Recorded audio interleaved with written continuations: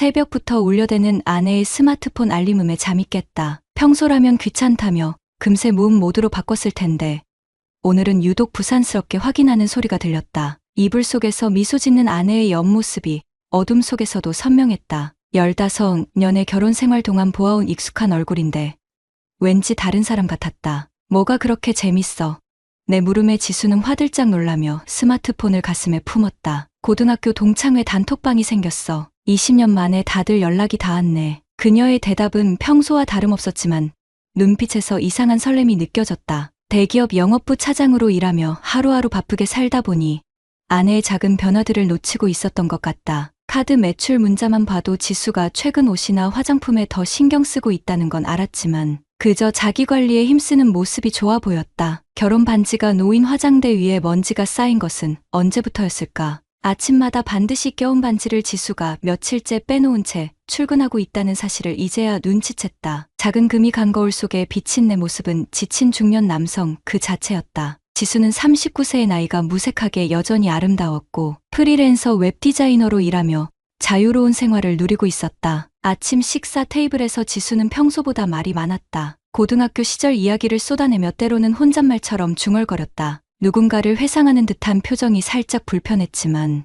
그저 오랜만에 옛 친구들과 연락이 닿아 기분이 좋은 거라 생각했다. 그때 우리 반장이었던 윤석이 기억나?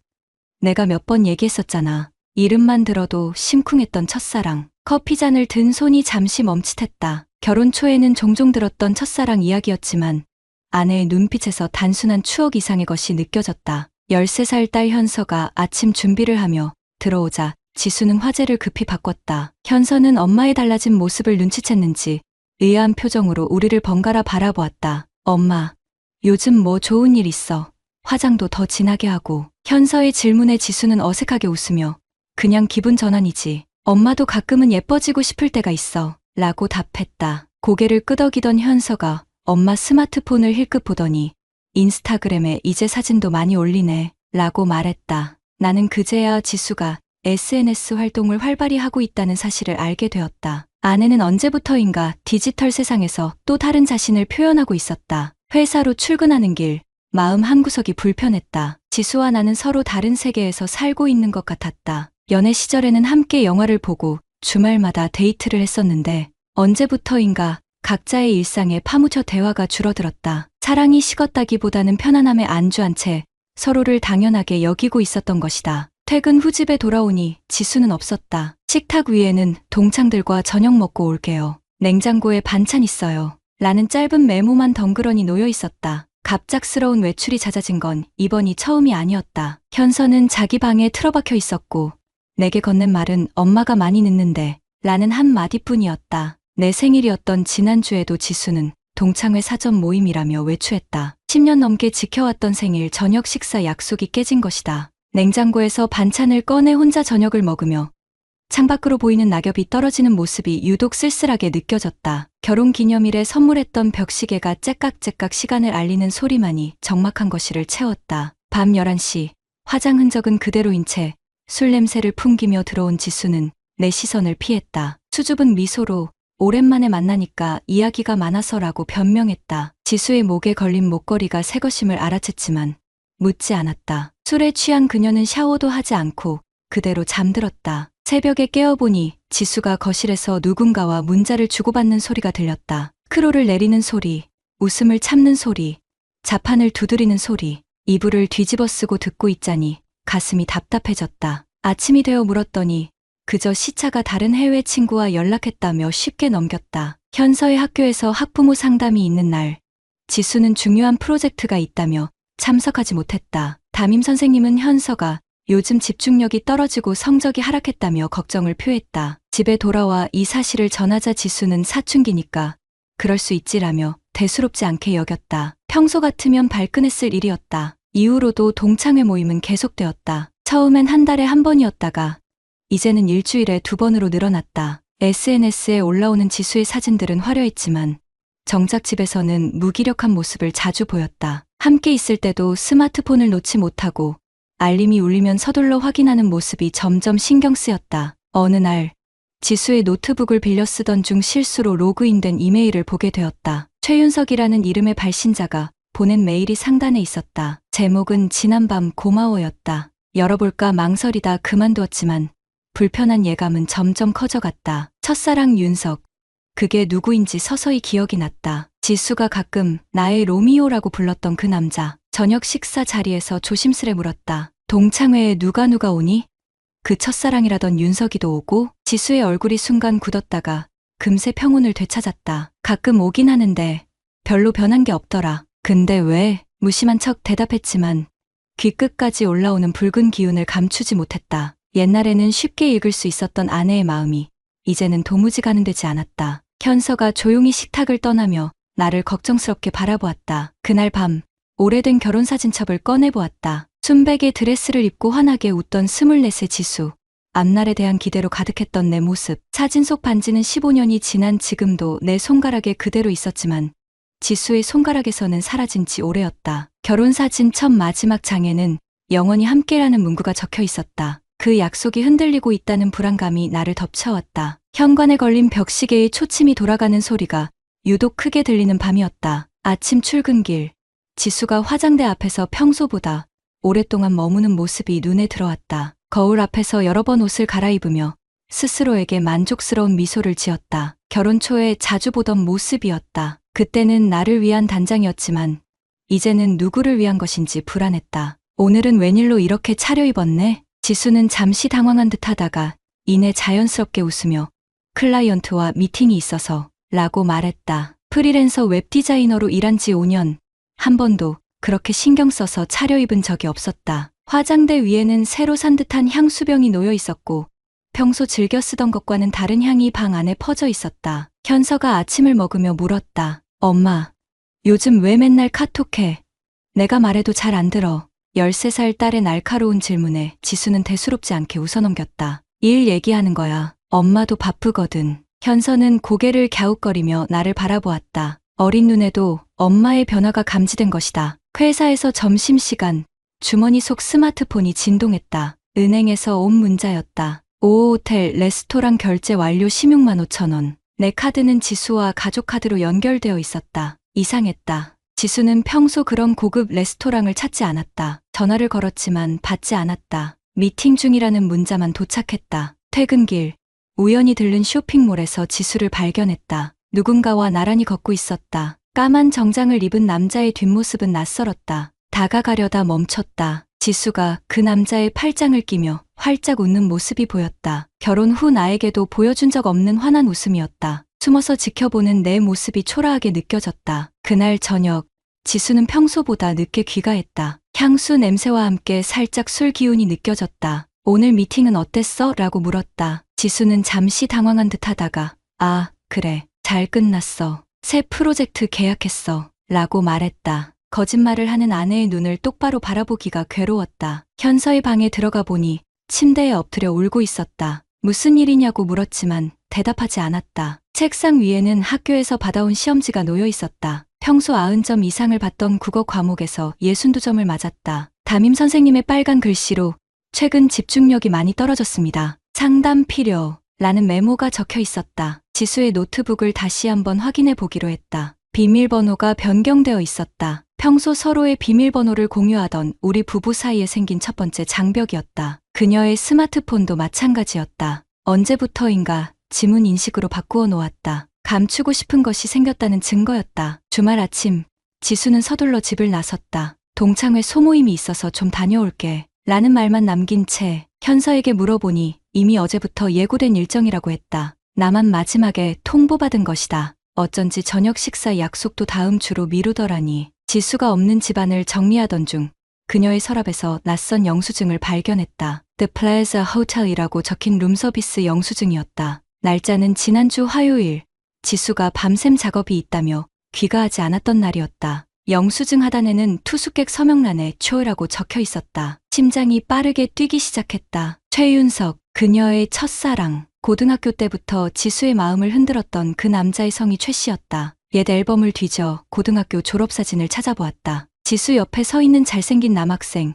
이름표에는 분명히 최윤석이라고 적혀 있었다. 아내의 인스타그램을 열어보았다. 최근 올라온 사진들 중에는 얼굴이 나오지 않은 남자와 함께 찍은 것들이 많았다. 음식점, 카페, 심지어 바닷가. 댓글에는 오랜만에 행복해 보이네. 잘 어울리는 한 쌍이라는 글들이 달려 있었다. 친구들은 이미 다 알고 있는 듯 했다. 저녁이 되어도 지수는 돌아오지 않았다. 전화를 걸었지만 연결되지 않았다. 현서가 배고프다며 찾아왔다. 엄마는 언제 와? 나 숙제 도와달라고 했는데. 딸의 슬픈 눈빛에 가슴이 찢어지는 듯 했다. 아이와 함께 라면을 끓여 먹으며 위로했다. 엄마가 지금 바빠서 그래. 금방 나아질 거야. 내 말이 거짓말처럼 느껴졌다. 밤 10시가 넘어서야 지수가 돌아왔다. 술에 취한 모습이었다. 평소와는 다른 옷차림, 화려한 메이크업, 그리고 낯선 향수 냄새. 나와 현서를 본 순간 잠시 당황한 듯했지만 이내 피곤한 미소를 지었다. 동창들이랑 얘기하다 보니 늦었네. 현서야, 숙제는 다 했어? 현서는 무표정하게 고개를 끄덕이고는 자기 방으로 들어가 버렸다. 지수는 그런 딸의 반응에 의아한 듯했지만 곧 샤워하러 들어갔다. 욕실에서 나온 그녀에게 영수증을 보여주었다. 이게 뭐야? 지수의 얼굴이 창백해졌다. 그거 동창회 간부들 회의하느라 잡은 호텔룸이야. 여러 명이 같이 있었어. 더듬거리는 말투에서 거짓말임이 느껴졌다. 하지만 더 이상 추궁하지 않았다. 증거가 확실하지 않았고 무엇보다 현서가 옆방에서 듣고 있을까 걱정되었다. 다음 날 현서의 학교 행사에 함께 가기로 했으나 지수는 갑작스러운 프로젝트 마감을 이유로 불참했다. 학교에서 현서의 담임 선생님이 나를 따로 불렀다. 현서가 요즘 많이 힘들어 보여요. 상담 선생님과 이야기해보니 가정에 무슨 일이 있는 것 같다고 하더군요. 선생님의 말에 가슴이 무너졌다. 집에 돌아와 현서의 일기장을 몰래 펼쳐보았다. 내 행동이 옳지 않다는 것을 알면서도 딸의 마음 상태가 너무 걱정되었다. 최근 페이지에는 엄마가 달라졌어. 전화할 때 방에 들어가서 작은 소리로 말해. 웃음소리가 달라졌어. 아빠랑 있을 때랑 다른 목소리야. 무서워. 라고 적혀 있었다. 주중 저녁, 지수는 또다시 외출했다. 워크숍이 있어서 이틀 정도 집에 못 들어갈 것 같아. 짐을 챙기는 그녀의 가방에는 평소에 입지 않던 새 옷들이 가득했다. 현서가 옆에서 울먹이며 말했다. 엄마, 내일 발표회인데 약속했잖아. 지수는 잠시 망설이는 듯 했으나 결국 다음에 꼭 보러 갈게. 미안해. 라고 말하고 서둘러 나갔다. 그날 밤, 현서와 함께 저녁을 먹으며 애써 밝은 척했다. 하지만 현서는 내 연기를 알아차렸다. 아빠, 괜찮아. 엄마가 이상해진 것 같아. 13살 소녀의 눈에도 보이는 현실을 더 이상 감출 수 없었다. 아빠가 잘 해결할게. 걱정하지 마. 라고 말했지만 내 목소리에는 확신이 없었다. 지수의 워크숍 이틀째. 용기를 내어 최윤석이라는 인물을 검색해보았다. SNS 계정이 바로 나왔다. 개인 사업체를 운영하는 41세 남성. 자유로운 라이프 스타일을 보여주는 사진들이 가득했다. 그중 최근 게시물에는 바다가 보이는 리조트 사진이 있었다. 캡션에는 오랜 인연과의 특별한 시간이라고 적혀 있었다. 그 사진 속 테라스 가구는 지수가 며칠 전 인스타그램에 올린 사진 속 배경과 똑같았다. 두 사람은 분명 같은 장소에 있었다. 아내의 실시간 위치를 확인해 보니 강원도 모처로 표시되었다. 지수와 윤석이 함께 여행을 떠났다는 사실이 명백해졌다. 현서가 학교에서 돌아와 곧바로 방에 틀어박혔다. 저녁을 권해도 나오지 않았다. 문 앞에서 흐느끼는 소리가 들렸다. 노크를 하고 들어가 보니 딸은 스마트폰을 손에 쥐고 울고 있었다. 엄마 인스타그램 봤어. 엄마가 다른 아저씨랑 같이 있어. 지수가 태그를 지웠다고 생각했지만 현서는 이미 다 알고 있었다. 딸을 꼭 안아주었다. 무슨 말로 위로해야 할지 몰랐다. 지수와 나 사이의 문제라고 생각했는데 이미 현서에게까지 상처를 주고 있었다. 이제는 더 이상 침묵할 수 없었다. 진실을 마주하고 이 상황을 끝내야 했다. 저녁 내내 생각했다. 지수를 직접 만나 대화를 해야 할지 아니면 증거를 더 모아 확실하게 대응해야 할지 혼란스러웠다. 한때는 서로를 너무도 사랑했던 우리가 어쩌다 이렇게 되었는지 이해할 수 없었다. 결혼사진첩을 다시 꺼내보았다. 사진 속에서 환하게 웃고 있는 지수의 모습이 너무도 그리웠다. 벽시계의 초침 소리가 거실에 울려 퍼졌다. 시간은 흘러가는데 우리의 시간은 어딘가에서 멈춰버린 것만 같았다. 지수가 워크숍에서 돌아온 다음 날 그녀의 얼굴은 햇볕에 그을려 있었다. 서울에서 하는 워크숍이라고 했는데 갈색으로 변한 피부가 의문스러웠다. 화사한 표정과 풍성해진 웃음소리가 집안을 채웠지만 그 웃음이 더 이상 나를 향한 것이 아님을 알기에 가슴이 아팠다. 워크숍은 어땠어? 물었을 때 지수는 순간적으로 경직되었다가 이내 자연스럽게 웃으며 그냥 별거 없었어. 회의실에만 갇혀 있었지 라고 대답했다. 그 말을 하는 동안 눈을 마주치지 않았다. 햇볕에 그을린 피부, 해변 사진, 그리고 강원도로 찍힌 위치 정보, 모든 것이 거짓말임을 알고 있었다. 현서는 엄마를 보자마자 방으로 들어가 버렸다. 지수가 의아해하며 물었다. 현서 왜 저래? 무슨 일 있었어? 딸에게 이미 모든 것을 알고 있는데도 모르는 척 연기하는 내 모습이 비참했다. 그냥 사춘기인가 봐. 요즘 말이 없어. 라고 둘러대며 대화를 피했다. 그날 밤, 지수가 샤워하는 동안 그녀의 가방을 살펴보았다. 워크숍 자료는 없었고 대신 입지 않은 새 수영복과 선크림, 그리고 모래가 묻은 샌들이 나왔다. 가장 충격적인 것은 호텔키 카드였다. 강원도 속초의 유명 리조트 이름이 선명했다. 이번에는 더 이상 부정할 수 없는 증거였다. 깊은 한숨을 내쉬며 가방을 제자리에 두었다. 마음속 깊은 곳에서는 여전히 이 모든 것에 합리적인 설명이 있기를 바랐다. 어쩌면 정말 회사 워크숍이 리조트에서 있었을지도 모른다는 희미한 희망. 하지만 최윤석의 SNS 사진과 일치하는 배경을 생각하면 그마저도 희망 고문일 뿐이었다. 지수가 샤워를 마치고 나왔을 때 묻고 싶은 질문이 목까지 차올랐지만 입 밖으로 나오지 않았다. 대신 나 내일 현서 담임 선생님 만나러 가기로 했어. 라고 말했다. 지수는 무슨 일이라고?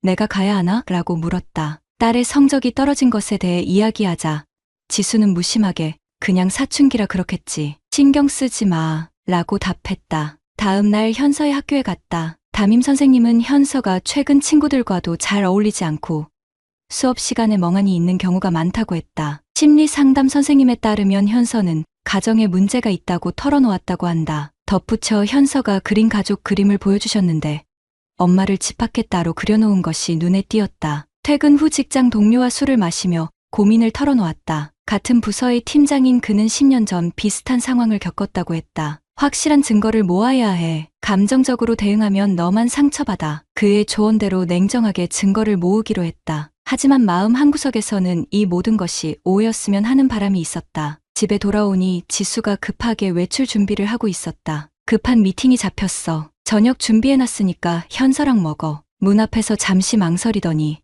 미안해. 오늘은 좀 늦을 것 같아. 라고 덧붙였다. 현서가 계단에 앉아 이 모든 광경을 지켜보고 있었다. 문이 닫히자 딸의 눈에서 눈물이 흘러내렸다. 그날 밤 결심을 하고 지수의 뒤를 밟기로 했다. 현서에게는 급한 회의가 생겼다고 하고 집을 나섰다. 지수가 알려준 미팅 장소는 강남의 한 카페였지만 실제로는 한 고급 이탈리안 레스토랑에 들어가는 것을 확인했다. 참가 자리에서 그녀는 최윤석과 마주 앉아 있었다. 차 안에서 그들을 지켜보는 내 모습이 초라하게 느껴졌다. 와인잔을 부딪히고 서로의 손을 잡고 때로는 키득거리며 웃는 모습. 결혼 생활 15년 동안 너무도 익숙했던 아내의 표정과 몸짓이 낯설게 느껴졌다. 스마트폰으로 그 장면을 몇 장 찍었다. 증거를 확보하는 것이 목적이었지만 셔터를 누를 때마다 가슴이 찢어지는 듯했다. 식사를 마친 그들은 함께 최윤석의 차에 탑승했다. 뒤를 쫓아 한 호텔 앞에 도착했다. 주차장으로 들어가는 그들의 모습을 마지막으로 추적을 멈췄다. 더 이상 볼 필요가 없었다. 모든 것이 명백했다. 집으로 돌아오는 길, 온갖 감정이 몰려왔다. 분노, 배신감, 슬픔, 그리고 이상하게도 안도감까지. 의심과 불안 속에서 살던 나날들이 이제 끝났다는 안도감. 그러나 이제 다가올 폭풍을 생각하면 두려움이 앞섰다. 현서에게 이 사실을 어떻게 전해야 할지, 앞으로 우리 가족은 어떻게 되는 것인지 복잡한 생각들이 머릿속을 가득 채웠다. 집에 도착하니 현서는 이미 잠들어 있었다. 책상 위에는 숙제를 하다 만 공책이 펼쳐져 있었고 그 옆에는 엄마와 함께 찍은 사진이 놓여 있었다. 지수가 아직 우리 가족에 온전히 속해 있던 시절의 행복한 모습이었다. 현서의 이마에 살며시 키스하고 방을 나왔다. 거실에 앉아 술을 마시며 밤을 보냈다. 새벽 2시가 되어서야 지수가 돌아왔다. 거실 불이 켜져 있는 것을 보고 놀란 듯했다. 아직 안 자. 평소와 다름없는 목소리였지만 눈빛에는 불안함이 서려 있었다. 나는 묵묵히 스마트폰을 꺼내 오늘 찍은 사진들을 보여주었다. 지수의 얼굴이 창백해졌다. 순간 무너지듯 소파에 앉았다. 침묵이 흘렀다. 내가 먼저 입을 열었다. 언제부터였어? 지수는 고개를 숙인 채 떨리는 목소리로 대답했다. 3개월 전, 동창회에서 다시 만났을 때부터 모든 것이 명확해졌다. 갑작스러운 외모 변화, 잦은 외출, 비밀스러운 문자들, 지난 3개월간의 수상한 행동들이 이제야 이해됐다. 지수는 흐느끼며 말을 이었다. 처음엔 그냥 옛 추억을 나누는 정도였어. 그런데 점점 말을 잇지 못하는 그녀를 바라보며 마음속에서 분노가 일었다. 15년간의 결혼 생활, 함께 키워온 딸, 그리고 우리가 함께 쌓아온 모든 것들이 한순간에 무너지는 것 같았다. 그러나 가장 화가 난 것은 현서에게 준 상처였다. 현서가 다 알고 있어. 내가 다른 남자와 함께 있다는 것을. 이 말에 지수의 얼굴이 더욱 창백해졌다. 현서가 어떻게? 떨리는 목소리로 물었다. 내 인스타그램을 봤대. 그리고 학교에서도 이미 상담 선생님에게 우리 가정 문제를 이야기했어. 지수의 눈에서 눈물이 흘러내렸다. 진심 어린 후회인지 아니면 들켰다는 당혹감 때문인지 구분할 수 없었다. 내가 정말 미안해. 이런 의도는 아니었어. 그냥 윤석을 만났을 때 내가 다시 젊어진 것 같았고 잊고 있던 감정들이 다시 살아나서 그녀의 변명을 더 이상 듣고 싶지 않았다. 현서 생각은 해봤어. 내가 없는 저녁마다 울면서 잠들던 우리 딸 생각은. 목소리가 점점 높아졌다. 지수는 고개를 더 숙이며 대답하지 못했다. 둘 다 할 말을 잃고 침묵 속에 앉아 있었다. 벽시계가 새벽 3시를 알렸다. 이 시간에 잠들어 있어야 할 현서가 방문을 열고 나왔다. 우리의 대화를 듣고 있었던 모양이다. 13살 소녀의 얼굴에는 어른스러운 슬픔이 담겨 있었다. 엄마, 왜 그랬어? 현서의 목소리는 작았지만 또렷했다. 지수는 딸을 바라보며 말을 잇지 못했다. 현서는 내게 다가와 안겼다. 작은 어깨가 떨리는 것이 느껴졌다. 아빠, 우리 이제 어떻게 되는 거야? 이 질문에 나도 답을 할 수 없었다. 앞으로 우리 가족이 어떻게 될지, 이 상처가 치유될 수 있을지 모든 것이 불확실했다. 다만 확실한 것은 더 이상 예전으로 돌아갈 수 없다는 사실뿐이었다. 지수는 딸에게 다가가려 했지만 현서는 뒤로 물러났다. 지금은 엄마랑 얘기하기 싫어. 그 말을 남기고 다시 방으로 들어가 버렸다. 지수의 얼굴에는 절망감이 가득했다.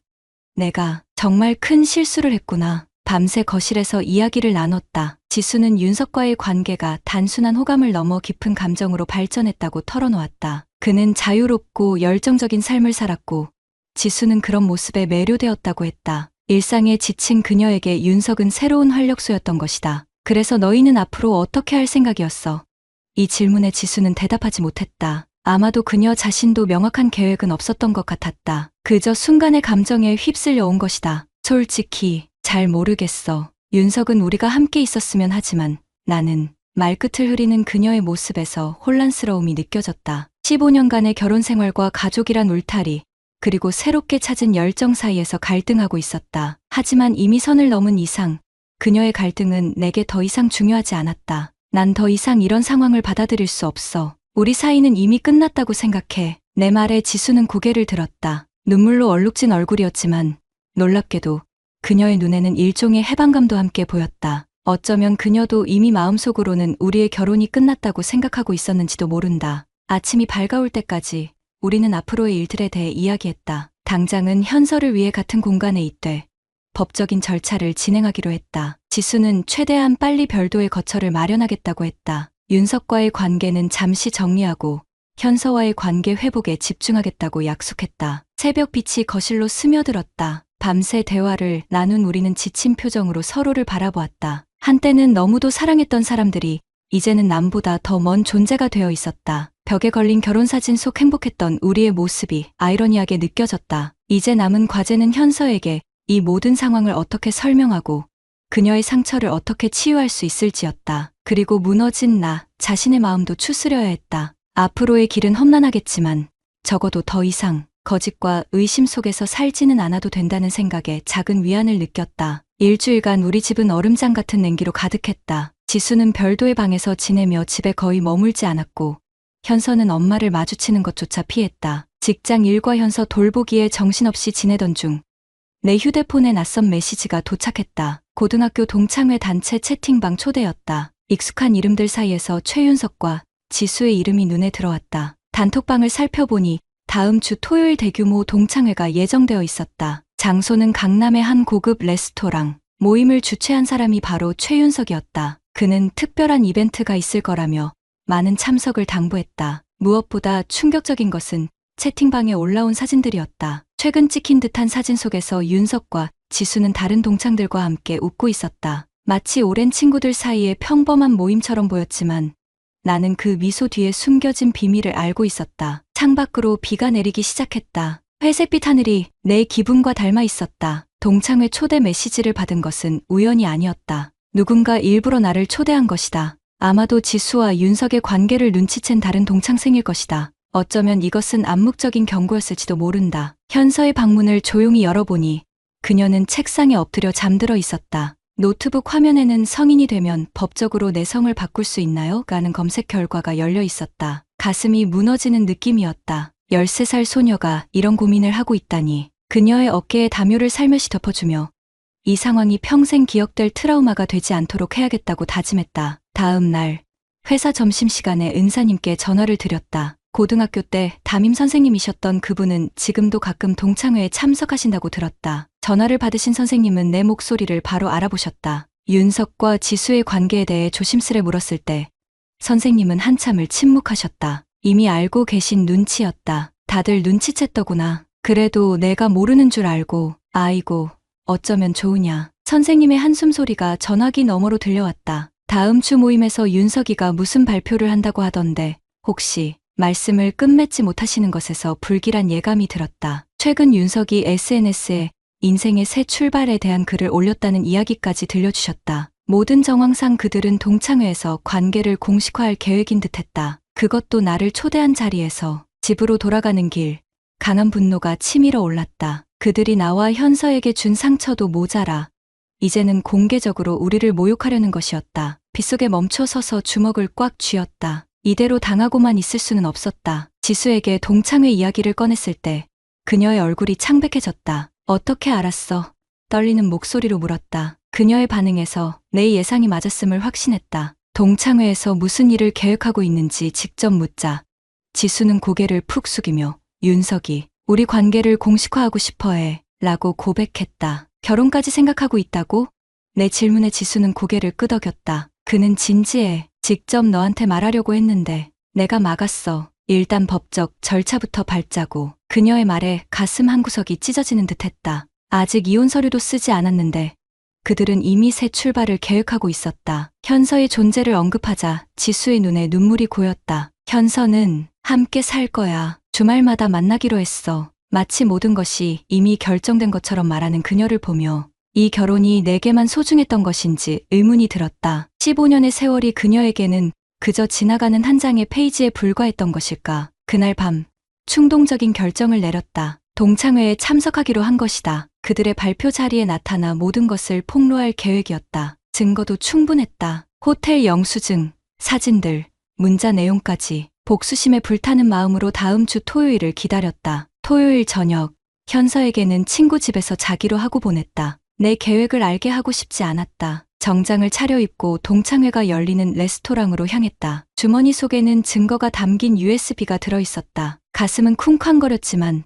마음은 이상하리만치 차분했다. 레스토랑에 도착하자 이미 많은 동창들이 모여 있었다. 학창시절 친했던 몇몇 친구들이 반갑게 맞아주었지만 대부분은 내 등장에 당황한 기색이 역력했다. 지수는 보이지 않았고 윤석은 멀리서 와인 잔을 들고 있었다. 우리의 시선이 마주쳤을 때 그의 표정이 굳어졌다. 동창회가 본격적으로 시작되고 옛 추억들을 나누는 시간이 지나갔다. 윤석이 앞으로 나섰을 때 내 심장이 빠르게 뛰기 시작했다. 그는 마이크를 잡고 특별한 발표가 있다고 했다. 그 순간 지수가 화장실에서 나왔다. 나를 발견한 그녀의 얼굴에 공포가 스쳤다. 오늘 특별히 소개할 사람이 있습니다. 윤석의 말에 여러 동창들이 술렁이기 시작했다. 지수를 향해 손짓하는 그를 보며 내 안의 분노가 폭발했다. 자리에서 벌떡 일어나 앞으로 나섰다. 모든 시선이 나에게 집중되었다. 소개할 필요 없어. 그녀는 내 아내야. 아직 법적으로 이혼하지 않은. 내 목소리는 떨렸지만 또렷했다. 당황한 윤석이 말을 잇지 못하는 사이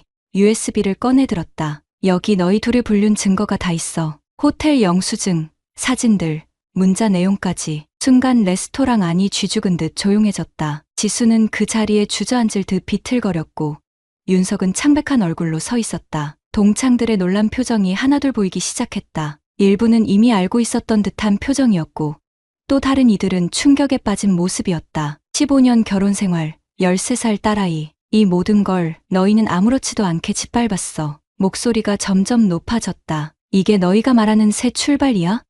다른 사람의 삶을 파괴하고 시작하는 미래가. 윤석이 앞으로 나섰다. 진정해, 민재야. 여기서 이러지 말고 따로 이야기하자. 그의 말에 더욱 화가 치밀었다. 따로? 내가 내 등 뒤에서 몇 달 동안 했던 것처럼 참았던 분노가 폭발했다. 내가 얼마나 비겁한 놈인지 여기 모인 모두가 알아야 해. 지수가 눈물을 흘리며 다가왔다. 제발 그만해. 현서 생각도 해봐. 그녀의 말에 가슴이 무너졌다. 지금 와서 현서 얘기를 꺼내? 내가 그 아이에게 준 상처는 내 인스타그램을 보고 밤마다 울던 그 아이 생각은 한 번이라도 했어? 주변이 점점 어지러워지기 시작했다. 누군가 내 어깨를 잡았다. 고등학교 때 친했던 친구였다. 진정해, 민재야. 이러다 내가 다쳐. 그의 말이 맞았다. 이미 내 손은 떨리고 있었고 심장은 터질 듯이 뛰고 있었다. 윤석이 다시 말을 이었다. 미안해. 정말로. 이렇게 될 줄은 몰랐어. 지수와 나는 진심이야. 그의 말에 비웃음이 나왔다. 진심. 내 진심이 내 가정을 파괴해도 괜찮다는 거야. 지수를 바라보며 말했다. 그리고 너 정말 이런 식으로 새 출발을 하고 싶었어. 현서에게 이런 모습을 보여주고 싶었어. 지수의 눈에서 눈물이 흘러내렸다. 그녀의 입술이 떨리는 것이 보였다. 내가 정말 미안해. 이런 식으로 일이 커질 줄은 몰랐어. 그녀의 사과가 너무 늦었다. 이미 돌이킬 수 없는 선을 넘은 뒤였다. 동창들 중 한 명이 앞으로 나와 상황을 진정시키려 했다. 다들 진정하자. 여기서 이러지 말고. 그의 말을 자르고 냉정하게 말했다. 죄송합니다. 여러분의 소중한 시간을 방해해서. 하지만 알아야 했어요. 그들이 얼마나 비겁하게 행동했는지. USB를 테이블 위에 던지고 자리를 떠나려는 순간 윤석이 내 팔을 잡았다. 민재야. 이건 단순한 불륜이 아니야. 우리는 정말 서로 사랑해. 그의 말에 참았던 분노가 폭발했다. 주먹이 그의 얼굴을 향해 날아갔다. 뺨을 강타한 내 손이 아팠지만 마음속 응어리는 조금도 풀리지 않았다. 레스토랑은 아수라장이 되었다. 누군가 나를 말리고 또 다른 이들은 윤석을 붙잡았다. 지수는 충격에 빠진 채 그 자리에 서 있었다. 그녀의 눈에서 흐르는 눈물이 더 이상 나에게 아무런 의미도 갖지 못했다. 이미 우리 사이에는 돌이킬 수 없는 강이 흐르고 있었다. 밖으로 나오자 차가운 밤 공기가 얼굴을 때렸다. 심장은 여전히 빠르게 뛰고 있었지만 묘한 해방감이 느껴졌다. 가슴 속에 억눌러 두었던 모든 감정을 폭발시킨 후의 텅 빈 느낌. 비틀거리며 주차장으로 향했다. 귀에는 여전히 레스토랑 안의 소란한 소리가 맴돌았다. 차에 탑승하자마자 현서에게 전화가 왔다. 아빠, 언제 와? 딸의 목소리에 눈물이 났다. 그녀에게 무슨 일이 있었는지 말할 수 없었다. 조금만 기다려. 아빠가 곧 데리러 갈게. 통화를 끊고 한참을 울었다. 모든 것이 무너져 내리는 듯했다. 집으로 돌아가는 길. 지수로부터 연달아 전화가 왔지만 받지 않았다. 대신 온 문자에는 제발 현서에게 이 일을 알리지 말아줘. 내가 직접 이야기할게. 라고 적혀 있었다. 이미 늦었다. 현서는 이미 모든 것을 알고 있었고 그 상처는 쉽게 아물지 않을 터였다. 친구 집에서 현서를 데리고 돌아오는 길. 딸은 평소보다 조용했다. 아빠, 괜찮아.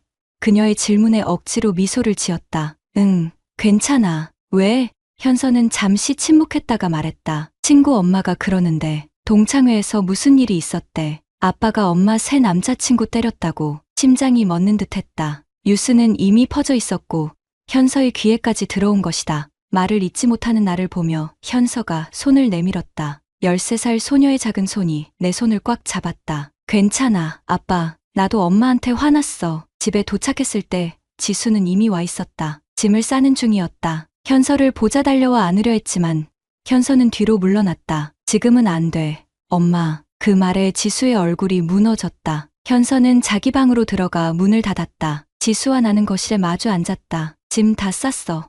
내 목소리는 감정 없이 메말라 있었다. 그녀는 고개를 끄덕였다. 당분간 윤석이 집에서 지낼 거야. 현서랑 언제 만날 수 있을까? 그녀의 질문에 차갑게 대답했다. 법적으로 정해진 면회 시간에. 지수의 눈에 눈물이 고였지만 더 이상 그것에 마음이 움직이지 않았다. 벽시계가 밤 11시를 알렸다. 우리의 15년 결혼 생활은 공식적으로 이 순간에 끝났다. 동창회 사건 이후 3달이 흘렀다. 가을은 어느새 깊어져 낙엽이 거리를 채우고 있었다. 이혼 소송은 예상보다 빠르게 진행되었다. 지수가 모든 요구 사항을 수용했기 때문이다. 친권은 내게 있었고 양육비와 위자료도 합의했다. 재판장에서 마주한 지수의 얼굴은 지난 몇 개월 사이 많이 야위어 있었다. 한때 사랑했던 사람인데 이제는 법정에서 서류로만 소통하는 남이 되었다. 집으로 돌아오는 길 휴대폰이 울렸다. 변호사였다. 윤석 씨 측에서 합의금을 입금했습니다. 이제 모든 법적 절차가 완료되었네요. 그의 말에 한숨이 나왔다. 결혼 생활 15년이 법적 문서 몇 장으로 정리되는 허무함이 밀려왔다. 위자료보다 더 큰 것을 잃었다는 생각이 들었다. 신뢰, 추억,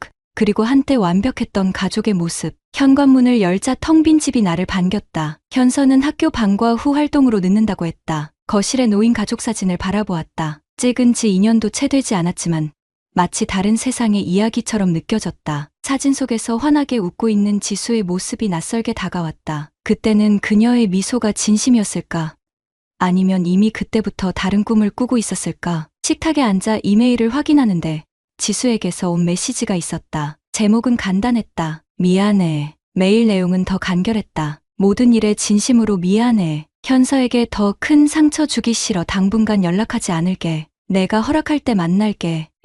지수, 회사에서는 모두가 조심스럽게 대했다. 동창회 사건은 SNS를 타고 빠르게 퍼져 내 주변 사람들도 알게 되었다. 어떤 이들은 위로를 건넸고 또 다른 이들은 불편한 침묵으로 일관했다. 부서 이동을 신청해 새로운 환경에서 일하기 시작했지만 가끔 복도에서 마주치는 동료들의 동정 어린 시선이 불편했다. 주말, 현서와 함께 이사갈 새 집을 보러 갔다. 너무 많은 기억이 담긴 지금의 집에서 벗어나고 싶었다. 현서는 처음으로 진지하게 새 집에 대한 의견을 냈다. 이 방이 좋아. 창문으로 아침 햇살이 들어올 것 같아. 그동안 무기력하게 지내던 딸이 조금씩 활기를 되찾는 모습에 안도감이 들었다. 그러나 평화로운 순간도 잠시. 집으로 돌아오는 길에 우연히 지수와 윤석을 마주쳤다. 쇼핑몰 입구였다. 손을 잡고 나오는 그들의 모습이 눈에 들어왔다. 현서가 먼저 발견하고 걸음을 멈췄다. 지수도 우리를 보고 얼어붙은 듯 서 있었다. 윤석이 먼저 고개를 숙여 인사했지만 나는 무시하고 현서의 손을 잡아 돌아섰다. 괜찮아, 아빠. 얼굴 한번 볼 수 있잖아. 현서의 말에 놀라 그녀를 바라보았다. 13살 소녀의 눈에는 어른스러운 담담함이 깃들어 있었다. 천천히 돌아서 지수에게 다가갔다. 지수의 눈에는 눈물이 고여 있었다. 현서야. 떨리는 목소리로 딸의 이름을 불렀다. 현서는 잠시 망설이다가 어색하게 고개를 끄덕였다. 잘 지내? 어른처럼 건네는 딸의 말에 지수의 눈물이 흘러내렸다. 응, 너는? 학교는 어때? 현서는 어깨를 으쓱하며 대답했다. 그냥 그래. 아빠랑 새 집 알아보고 있어. 그 말에 지수의 표정이 더 어두워졌다. 윤석은 조금 떨어져 서서 이 광경을 지켜보고 있었다. 그와 눈이 마주쳤을 때 나도 모르게 주먹이 꽉 쥐어졌다. 그는 깊게 고개를 숙이며 사과의 뜻을 표했지만 내게는 의미 없는 제스처였다. 그가 나에게 남긴 상처는 평생 아물지 않을 터였다. 짧은 대화 후 우리는 각자의 길로 갈라졌다. 차 안에서 현서가 물었다. 엄마가 많이 야위었어. 행복해 보이지 않던데. 아이의 예리한 관찰력에 놀랐다. 내가 보기에 그랬어. 현서는 창밖을 바라보며 대답했다. 응, 윤석 아저씨랑 있어도 웃는 게 진짜 웃는 것 같지 않았어. 집에 돌아와 현서의 방을 지나가는데 울음소리가 들렸다. 조용히 문을 열어보니 그녀는 침대에 엎드려 어머니의 사진을 보며 눈물을 흘리고 있었다. 마음이 찢어지는 듯했다. 얼마나 더 이 아이에게 상처를 줘야 하는 걸까. 어깨에 손을 얹자 현서가 고개를 들었다. 아빠, 나 엄마가 보고 싶어. 현서의 솔직한 감정 표현에 가슴이 아팠다. 미워해야 할 사람을 그리워하는 모순된 마음이 얼마나 고통스러울까. 보고 싶으면 만나도 돼. 엄마도 너를 많이 보고 싶어 할 거야. 내 말에 현서는 눈물 젖은 얼굴로 고개를 저었다. 아직은 준비가 안 된 것 같아. 다음 날, 회사에서 돌아오니 낯선 소포가 현관에 놓여 있었다. 지수가 보낸 것이었다. 안에는 현서의 어린 시절 앨범과 함께 짧은 편지가 들어 있었다. 민재에게. 이건 내가 간직할 자격이 없는 것 같아. 현서의 웃는 모습을 볼 때마다 내가 얼마나 큰 실수를 했는지 깨닫게 돼. 미안해. 앨범을 펼쳐보니 잊고 있던 추억들이 쏟아져 나왔다. 현서의 첫 돌, 첫걸음마, 유치원 입학식. 모든 순간에 지수는 행복한 미소를 짓고 있었다. 그 미소가 거짓이었을 리 없었다. 그때의 지수는 분명 가족을 사랑했다. 그렇다면 언제부터 변한 걸까? 무엇이 그녀를 다른 길로 이끈 걸까? 지수의 SNS를 오랜만에 들어가 보았다. 동창회 사건 이후 비공개로 전환되어 있었다. 프로필 사진도 가족 사진에서 풍경 사진으로 바뀌어 있었다. 윤석의 계정도 마찬가지였다. 그들은 자신들의 관계를 더 이상 공개적으로 드러내지 않았다. 동창들 사이에서도 그들의 행동은 비난받았다고 들었다. 한때 화려했던 그들의 사랑이 이제는 숨어야 하는 부끄러운 것이 되었다. 저녁 식사 후 현서가 조심스레 내게 다가왔다. 아빠, 나 이번 주말에 엄마 만나보고 싶어. 그녀의 용기에 놀랐다. 정말 괜찮을 것 같아. 현서는 고개를 끄덕였다. 응, 더 이상 미루면 안 될 것 같아. 엄마도 아프잖아. 내가 몰랐던 사실이었다. 아프다고? 누가 그래? 현서는 잠시 머뭇거리다 말했다. 친구 엄마가 그러는데 엄마가 우울증 약 먹는다고 하던데. 뜻밖의 소식에 마음이 복잡해졌다. 지수의 불륜으로 우리 가족이 무너졌지만 그녀 역시 자신의 선택에 대한 대가를 치르고 있는 것이었다. 복잡한 감정이 밀려왔다. 분노, 연민, 그리고 이상하게도 걱정까지. 주말, 현서를 데리고 지수가 머무는 오피스텔로 향했다. 윤석의 집이 아닌 따로 마련한 공간이라고 했다. 현서는 긴장한 듯 손에 땀이 나 있었다. 괜찮아. 내가 원하면 언제든 돌아갈 수 있어. 딸의 어깨를 토닥이며 말했다. 지수가 문을 열었을 때 그녀의 모습에 놀라지 않을 수 없었다. 꽃처럼 화사하던 그녀는 창백하고 말랐으며 눈 밑에는 다크서클이 짙게 내려앉아 있었다. 현서를 보자 그녀의 눈에 눈물이 고였다. 현서야. 떨리는 목소리로 딸의 이름을 불렀다. 현서는 잠시 망설이다. 어색하게 안으로 들어갔다. 나는 밖에서 기다리기로 했다. 1시간 후 현서가 나왔다. 눈이 붉어져 있었지만 어딘가 홀가분해 보였다. 어땠어? 물었을 때 현서는 잠시 생각하더니 말했다. 엄마가 많이 울었어. 나한테 몇 번이나 미안하다고. 윤석 아저씨랑도 잘 안 되는 것 같아. 돌아오는 차 안에서 현서가 더 자세히 설명했다. 지수와 윤석의 관계는 이미 삐걱거리고 있었다. 동창회 사건 이후 주변의 시선과 비난, 그리고 자책감으로 지수는 우울증에 빠졌고 윤석은 그런 그녀를 감당하지 못하고 있다는 것이다. 엄마가 그러는데 잘못된 선택이었대. 하지만 이미 너무 늦었다고. 그날 밤 잠들기 전 묘한 공허함이 밀려왔다. 복수는 성공했다. 지수와 윤석은 행복하지 않았고 그들의 분류는 결국 파멸로 끝나가고 있었다. 하지만 그것이 내게 무슨 의미가 있을까? 무너진 가정은 회복되지 않았고 현서의 상처도 완전히 아물지 않았다. 이기고도 진 기분이었다. 일주일 후 현서의 생일이었다. 케이크를 준비하고 있는데 초인종이 울렸다. 문을 열자 지수가 선물 상자를 들고 서 있었다. 잠깐 들어가도 될까?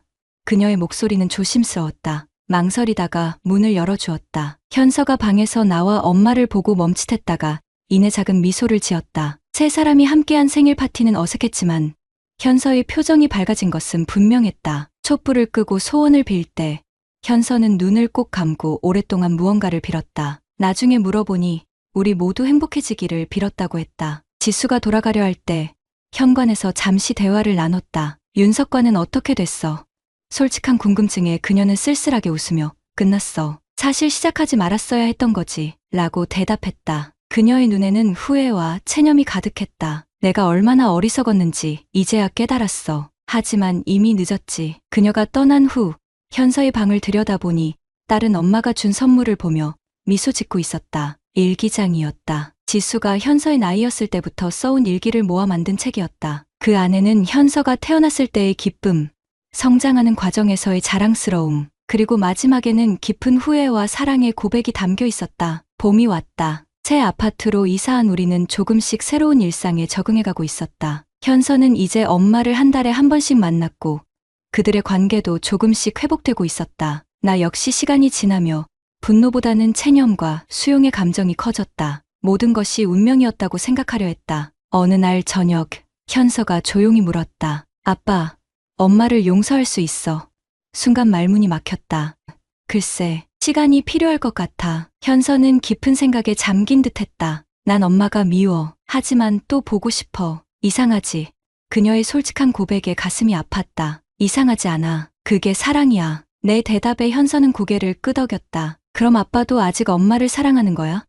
아이의 예리한 질문에 한동안 대답하지 못했다. 15년간의 결혼 생활, 그리고 그 이전부터 이어진 인연. 그것이 하루아침에 사라질 수 있을까? 엄마는 내 삶의 중요한 부분이었어. 그리고 내 엄마이기도 하고 미워하지 않으려고 노력하고 있어. 솔직한 내 대답에 현서는 고개를 끄덕였다. 아빠, 나도 그럴 거야. 언젠가는 엄마를 이해할 수 있을지도 몰라. 창밖으로 벚꽃이 흩날리고 있었다. 새 계절, 새 집, 새로운 시작. 우리의 상처는 아직 완전히 아물지 않았지만 조금씩 앞으로 나아가고 있었다. 온라인 동창회에서 시작된 이 모든 비극은 이제 우리 모두에게 뼈아픈 교훈으로 남았다. 삶은 계속되고 우리는 각자의 방식으로 상처를 안고 살아가는 법을 배우고 있었다. 현관에 걸린 새 벽시계가 시간을 알렸다. 과거의 시계와는 다른 새로운 시간의 시작을 알리는 소리였다. 구독자님들, 다른 분들과 함께 의견 나눠보세요.